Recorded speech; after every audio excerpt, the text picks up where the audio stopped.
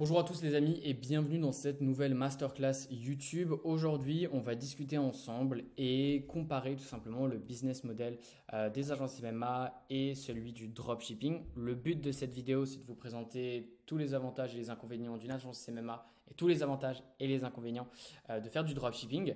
Et le but de cette vidéo, c'est de vous aider tout simplement à choisir un business si vous hésitez encore. Comme ça, vous avez une vision très claire de à quoi vous attendre par la suite si vous voulez développer l'un de ces deux business. Pour toutes les personnes qui ne me connaissent pas, moi je m'appelle Gaspard, j'ai lancé ma propre agence il y a maintenant 2 ans et depuis j'accompagne les personnes qui veulent eux aussi lancer leur agence MMA et atteindre 5 000 € par mois d'ici les 90 prochains jours. Donc voilà, on commence directement, on va rentrer dans le vif du sujet ensemble. Voici tous les points qu'on va voir ensemble dans cette vidéo. Premièrement, les compétences requises. Quelles sont les compétences que tu vas avoir besoin pour lancer un des deux business? Ensuite, on va voir ensemble la complexité logistique, donc en termes d'organisation, etc., en termes de management, à quoi il faut s'attendre.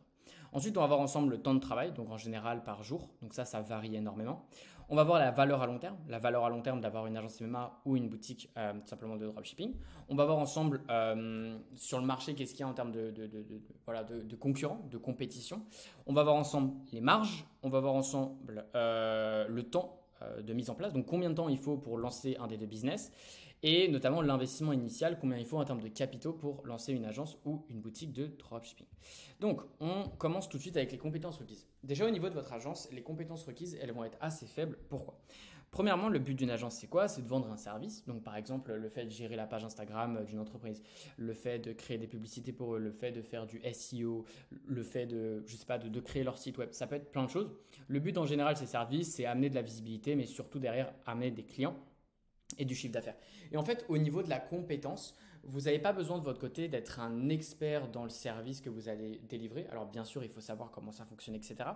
Mais on va dire sur la partie technique, vous n'avez pas besoin d'être un expert parce que le but, ça va être de recruter un prestataire qui va faire le travail à votre place. Alors bien sûr, il faut savoir un minimum comment le service fonctionne, etc. Parce que sinon, ce sera compliqué, si vous voulez, de vérifier en fait si votre prestataire fait bien le travail. Mais en tout cas, étant donné que vous ne devez pas, en fait, si vous voulez, être l'expert au moment où vous délivrez votre service parce que c'est quelqu'un qui l'a déjà fait pour d'autres personnes, qui a déjà des résultats qui va le faire, les compétences requises sont assez faibles. Comparé au dropshipping, là ça va être un peu différent parce que c'est vous qui allez tout faire de A à Z. Vous allez devoir déjà trouver un produit, trouver un bon produit, vous allez devoir créer des publicités. Donc en termes de publicité, il faut déjà des compétences en media buying, en copywriting, etc. Au niveau du choix d'un bon produit, il faut savoir ce qui est un bon produit ou pas. Donc les compétences déjà requises au niveau du dropshipping sont plus élevées, même après par la suite pour trouver un fournisseur, etc. Ensuite, on va voir ensemble la complexité et la logistique tout simplement et la complexité de la logistique dans ces deux business. Au niveau que ce soit des agences ou du dropshipping, c'est assez modéré dans le sens où vous, en tant qu'agence, vous aurez uniquement à manager votre prestataire. Donc, c'est pas très compliqué. Et dans tous les cas, le but à la fin, c'est pas d'avoir 15 prestataires. Vous allez avoir, je sais pas, 3 à 5 prestataires au bout d'un moment qui vont pouvoir eux-mêmes gérer plusieurs clients tout simplement en fonction du service. Donc, en termes de logistique, c'est pas très compliqué. Le plus simple, ce serait de ne pas avoir du tout de prestataire, mais du coup, là, ça change un peu le business model, surtout de votre côté, si vous voulez prendre de plus en plus de clients. Tout seul, c'est pas possible de prendre 5-10 clients, alors qu'en déléguant à des prestataires, c'est possible. Ensuite, au niveau du dropshipping, ça va être assez similaire, c'est assez modéré parce que vous avez un fournisseur. Après, voilà, une fois que vous avez votre fournisseur, ça tourne assez facilement. C'est comme avec vos prestataires, une fois que le prestataire est lancé et que vous avez des process, c'est assez simple. Ensuite, au niveau du temps de travail.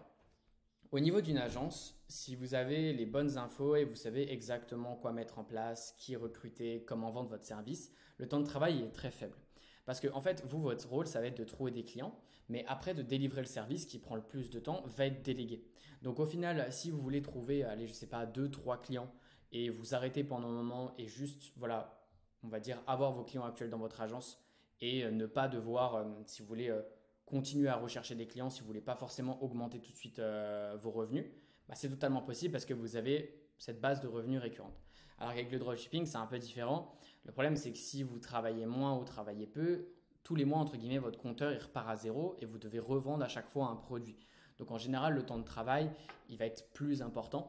Et forcément, le business, c'est pas de la magie. Plus vous travaillez, plus vous allez avoir de revenus. Mais avec une agence, vous avez un peu ce luxe du coup de déléguer votre travail à d'autres personnes, ce qui vous permet de réduire également votre temps de travail tout simplement. Ensuite, au niveau de la valeur à long terme d'une agence, elle va être très élevée. Pourquoi? Parce que au fur et à mesure des mois, vous allez accumuler simplement des clients. Les clients, une fois que voilà, vous leur apportez un bon service, qu'ils ont des résultats, ils vont tout simplement rester. Donc la valeur au fur et à mesure du temps de votre agence augmente. Parce que même sans aller devoir rechercher d'autres clients, vous pouvez avec là par exemple 5 clients sur une offre à 2 000 € par mois, faire 10 000 €. 10 000 € par mois. Et au fur et à mesure, vous pouvez, voilà, en fait, tous les mois, vous allez repartir du coup sur cette base de 10 000 €. Et si vous voulez aller chercher 20 000, bah, vous avez juste à aller chercher 5 clients supplémentaires et pas 10 clients supplémentaires, vu qu'on a déjà 10 000 € qui nous est payé tous les mois grâce à nos 5 clients tout simplement actuels. Au niveau du dropshipping, on va avoir une valeur long terme qui est assez faible parce que en fait, vous êtes vachement dépendant des tendances, des trends, tout simplement sur les produits. C'est-à-dire qu'un produit il peut exploser, vous pouvez faire beaucoup d'argent sur une courte durée de temps, ce qui n'est pas forcément possible avec une agence, mais par contre sur le long terme, bah, une tendance c'est comme tout, ça a un début mais ça a également une fin. Donc sur le long terme, bah, tout simplement en termes de valeur, c'est ultra faible. Euh, Avec une marque e-commerce, c'est un peu différent parce que vous pouvez la revendre, mais sur du dropshipping, c'est tout simplement pas possible, ou alors bah, beaucoup moins en tout cas que ce que vous revendrez tout simplement une marque.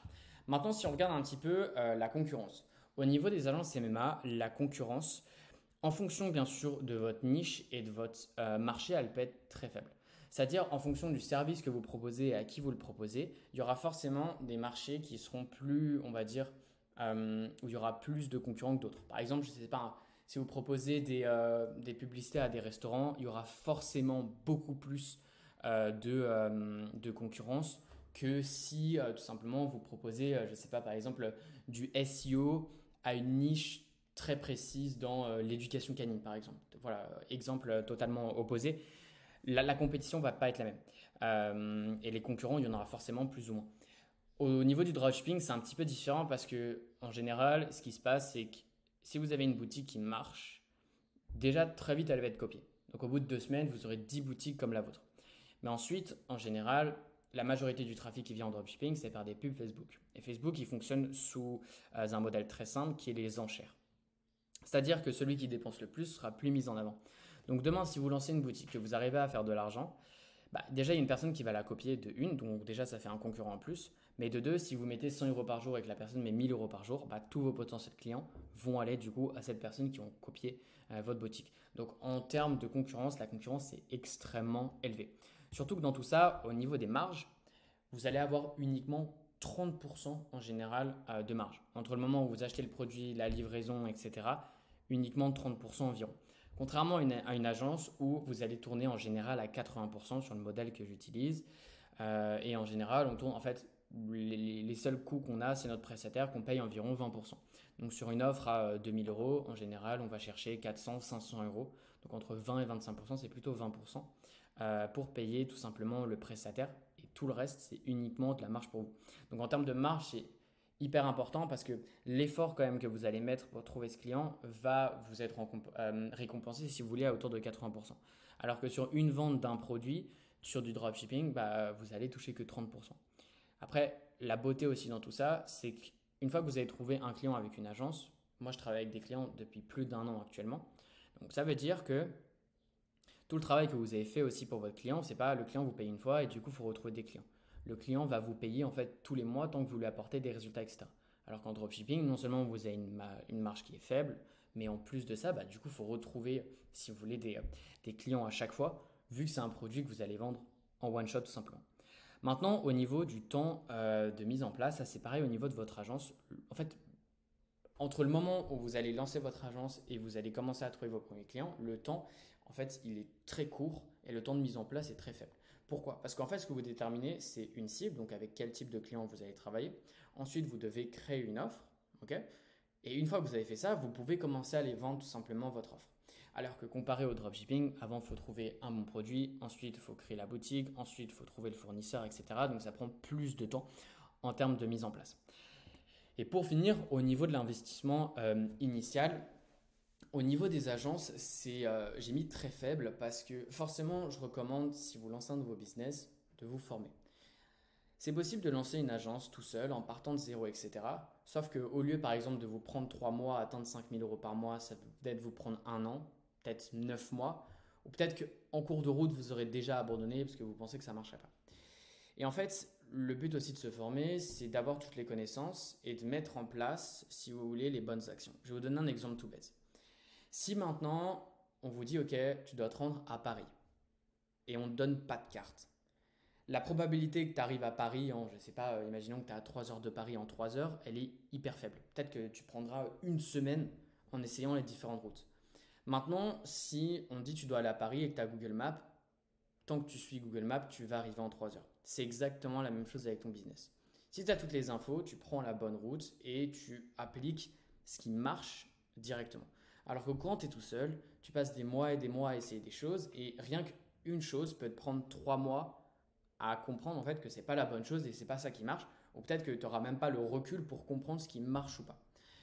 Contrairement du coup au dropshipping qui là va être plutôt élevé parce que dans tous les cas, vous allez devoir dépenser avant de gagner. C'est-à-dire que pour trouver vos premiers clients, vous allez devoir forcément euh, en fait payer des publicités, pas du stock vu que c'est du dropshipping, mais payer en tout cas des publicités pour avoir vos premiers clients. Donc vous dépensez avant de gagner.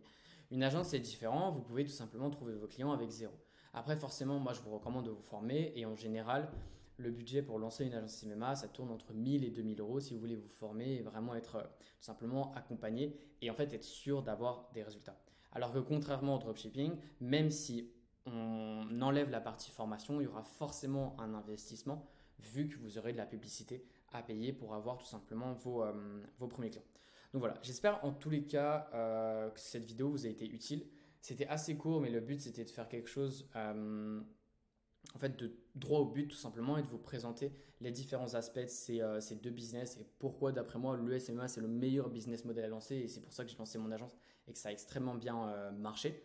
Et pour toutes les personnes qui voudraient faire la même chose donc lancer leur agence CMA et voilà, avoir un revenu de 5 000 € par mois d'ici les 90 jours ou moins tout simplement et de faire voilà, comme par exemple toutes ces personnes comme ça vient avec un nouveau client, vente à 250 € sans prospection, 1350 €, client à 1000 €. Pour l'instant, cela fait 4 semaines que je suis dans l'accompagnement, il y a plus de 3000 € de clause, des calls, enfin bref, 1500 €.